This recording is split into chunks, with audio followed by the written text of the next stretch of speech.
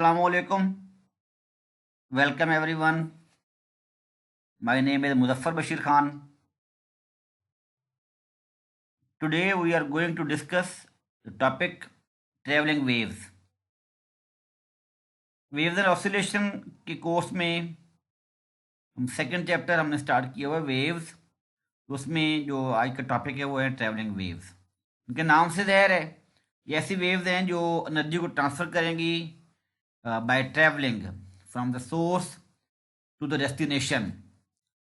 ये यहाँ पे ये पैदा हो रही हैं तो उससे अवे जाएंगी, अपने सोर्स से अवे जाएंगी और ट्रांसफ़र करेंगी energy by the travelling from one point two other. इसी वजह से इनका नाम है ट्रैवलिंग वेव्स। देखिए ये फिगर आपके सामने है, इसमें एक पल्स आपको नज़र आ रहा है। वेव को जनरेट किया गया, वेव को प्रोड्यूस किया गया। ये इनिशियल स्टेज हमारे पास है जो अपर फिगर आपको नज़र आ रही है, अब दूसरी वाली जो ऊपर वाली फिगर है ये वो स्टेज है, ये वो स्टेट है उसकी वेव की when the time is equal to zero, when the time is starting time. तो उस वक्त कोई हमने इस पल्स के ऊपर कोई पॉइंट लिया हुआ है पी, जिसकी पोजीशन या डिस्टेंस अलॉन्ग एक्स एक्सिस या अलॉन्ग वर्टिकल वो वाई है। तो वाई पी से भी शो किया गया है। वाई पी से मुराद है vertical distance of point P lying on the pulse या लाइंग ऑन द वेव।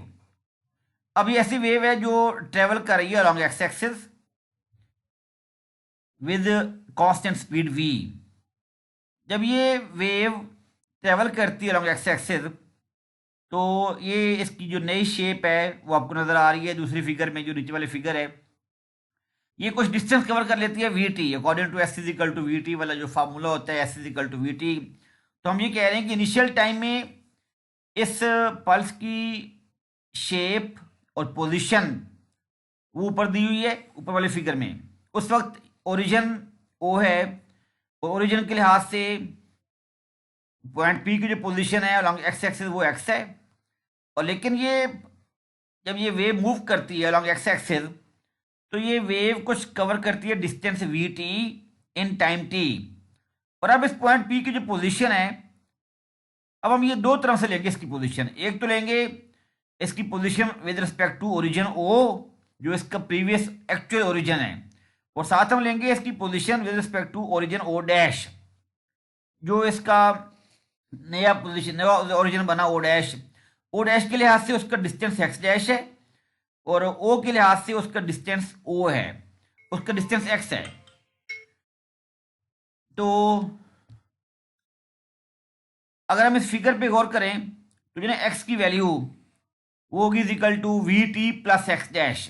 इस फिगर में ये जो एक्स नजर आ रहा है, X is the distance of point P with respect to origin O and X dash is the distance of point P with respect to origin O dash.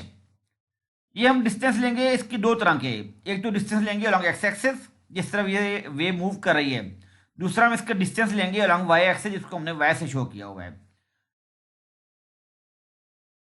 कोई wave है या कोई पल्स है जो टाइम टी जीरो पे उसको हम करते हैं जनरेट, और फिर ये वेव मूव कर रही है along positive X axis with certain constant velocity V, और ये वेव कवर करती है distance S is equal to V T in time T, जैसे कि हमने फिगर में देख लिया पीछे। ठीक है, अब ये y of x it is equal to F of x, ये हम कोई फंक्शन ले रहे हैं जो ये फंक्शन डिस्क्राइब कर रहा है किसको, शेप को, शेप ऑफ द पल्स या shape of the wave at time t is equal to zero. लिखो ना y of x and zero, zero से मुराद है कि हम जीरो टाइम पे हम ले रहे हैं ये when the pulse is just generated. जैसे ये पैदा हो रही है उस वक्त हम टाइम को जीरो ले रहे हैं, जब ये मूव करती है कुछ देर के बाद फिर हम टाइम नोट करते हैं, उस टाइम को अब टी कह देंगे। तो y of x for zero that is equal to F of x, ये उसकी शो कर रहा है शेप को। It is a function which shows या which describe the shape of the pulse at any time at time t is equal to zero, initial time. When wave travel origin O reaches the new position O dash and the new position of point P on the pulse is x dash।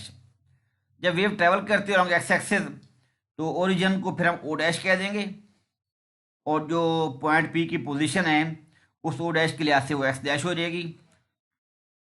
अगर हम figure पे गौर करें तो फिर हम यहाँ लिख सकते हैं कि x इजिकल टू है हमारे पास x dash plus we t. मैंने पहले भी आपको बताया, फिगर में देख सकते हैं आराम से आप कि जो x की वैल्यू है that is equal to X dash plus we T.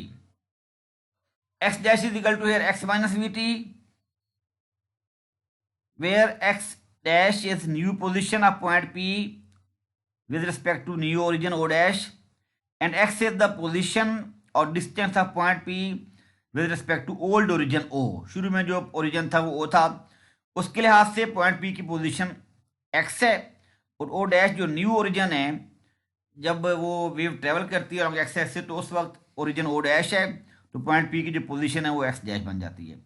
After time T shape of the wave form is given as, हमने शेप को y फंक्शन से शो करना है, y is equal to F of X. अब यहाँ पे जो उसकी शेप है उसको हम लिखेंगे y of x and T at time T. पहले आपने लिखा है y of x and zero जब टाइम जीरो था, तो आफ्टर सम टाइम टी हो जाएगा y of x and zero that is equal to F of X dash. अब ये फंक्शन एक्स डैश का होगा तो एक्स डैश की वैल्यू हम ऊपर लिख चुके हैं एक्स माइनस वी टी, यहाँ पुट कर देंगे, तो y of x and t is equal to आ जाएगा हमारे पास f of x minus we t. हमने एक्स डैश की वैल्यू पुट कर दी x minus we t. This is a function to describe the shape of the wave at time t. It is clear from the shape of the pulse that, अगर हम shape देखें तो shape same है, along y axis जो distance है वो point P का same रहता है। इट मीन कि y of x one zero it is equal to y of x and T.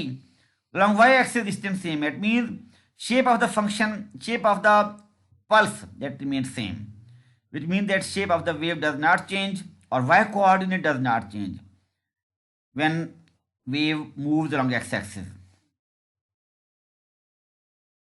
अगर हम एक टर्म यहाँ देखें x माइनस वी टी, तो x माइनस वी टी ये कांस्टेंट रहता है। x minus we t that x coordinate of the point p change होता रहता है, लेकिन x माइनस वी टी जो है वो कांस्टेंट रहेगा। वजह ये है जैसे जैसे x कोऑर्डिनेट चेंज होगा तो टाइम के साथ साथ जो दूसरी टर्म है वी टी वो भी चेंज होगी, बट ओवरऑल जो वैल्यू है x minus we t that remain constant as t increases. तो x minus we t is equal to आ जाएगा कांस्टेंट।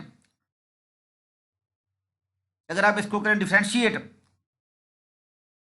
तो d x by D t minus जब लेंगे वी टी का डेरिवेटिव तो वो वी आ जाएगा इज इक्वल टू जीरो, क्योंकि कांस्टेंट का डेरिवेटिव जीरो होता है। तो d x by D t minus v is equal to zero, तो d x by D T is equal to v. This v is here called phase velocity. ये positive value है जब ये wave move करती है along positive x direction. अगर ये wave move करेगी along negative X direction then the phase velocity will become negative and dx by dt it will equal to minus v। तो ये हम डिस्कस कर चुके हैं स्टैंडिंग ट्रेवलिंग वेव, ऐसी वेव जो मूव कर रही हैं किसी खास डायरेक्शन में।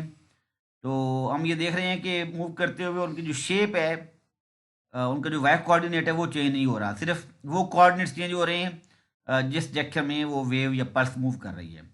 उसकी जो फेज वेलोसिटी है दैट रिमेन कांस्टेंट, और जो फेज वेलोसिटी अगर ये पल्स मूव करती है अलॉन्ग नेगेटिव एक्स डायरेक्शन तो फिर ये फेज वेलोसिटी हो जाएगी नेगेटिव हो जाएगी, D x by D T is equal to minus V. Thank you जी, थैंक यू फॉर वॉचिंग।